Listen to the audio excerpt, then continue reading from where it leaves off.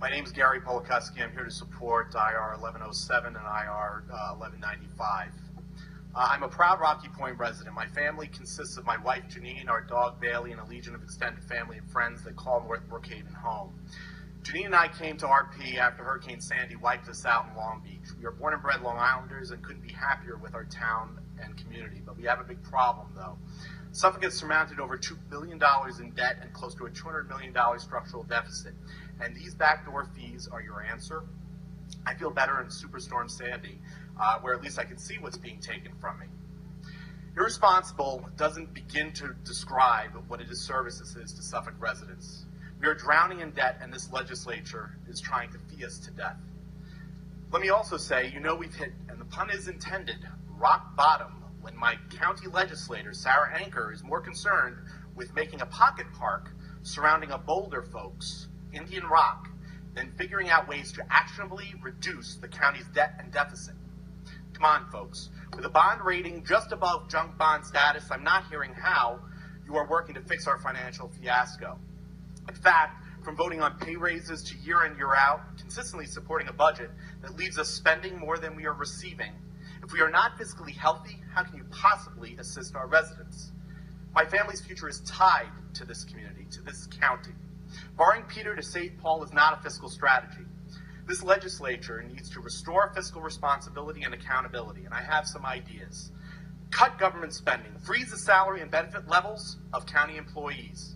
Only hire one new county employee for every 2 that retire from government employment. Stop using emergency spending loopholes to get around budget rules. Freeze discretionary spending. By eliminating wasteful spending throughout county government, we will have funds to invest in public infrastructure, human services, and economic development. You can consolidate and cut duplicative programs across all levels of government, resulting in savings for our taxpayers. There are too many special districts, from sewer districts to water districts, just trash pickup.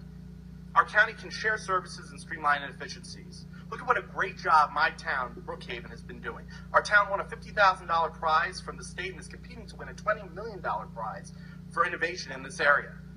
Why doesn't our county government follow Brookhaven's lead? Inspiring economic growth. This is the least painful way to reduce the budget deficit. This fiasco money grab is not. Suffolk County increased fees by $42 million in 2016, and another $42 million is scheduled in hikes for 2017. The mortgage recording fee, administrative fees for traffic and parking tickets. We could perhaps raise fines for poor choices like texting and driving, but this is unreal.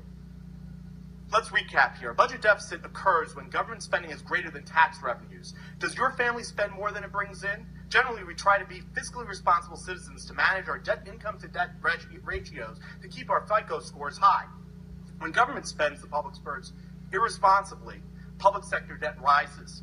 We're $2 billion in the hole, folks, $200 million in structural, and it's avoidable. When deficits become unsustainable, rising bond yields, higher interest payments are inevitable. Mr. Pollakusky, your time is up, but Legislator Anker has a question for you, so I'm sure you can get the rest of your statement in there. Hi, thank you for coming here and letting us know your thoughts. I just wanted to clarify, and again, in a question form, did you know that the property you were describing in Rocky Point that had what we're considering the largest rock formation on Long Island, it was considered a blighted property, and there was a zombie home on that. And again, this is property that the county could not acquire because of the small size.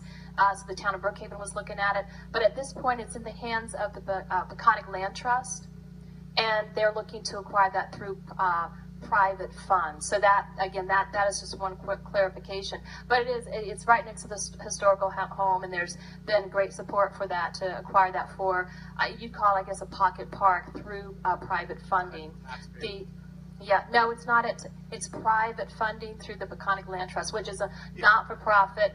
The Historical Society to seek a grant that would have made a lot of sense. But at this point, this was not the route that should have been taken. You could have sought that grant for a historical grant. I'm sorry, you're incorrect. No, the county cannot do that. The other part was, did you know that I have not voted for any of these fee increases except for those that have committed a crime, and that's through the probation fee increase. I have not voted once for any fee increases that have been approved through this county legislature. So I just wanted to clarify the information that you stated. For the record, your legislative career or the past 2 years? Because in the past.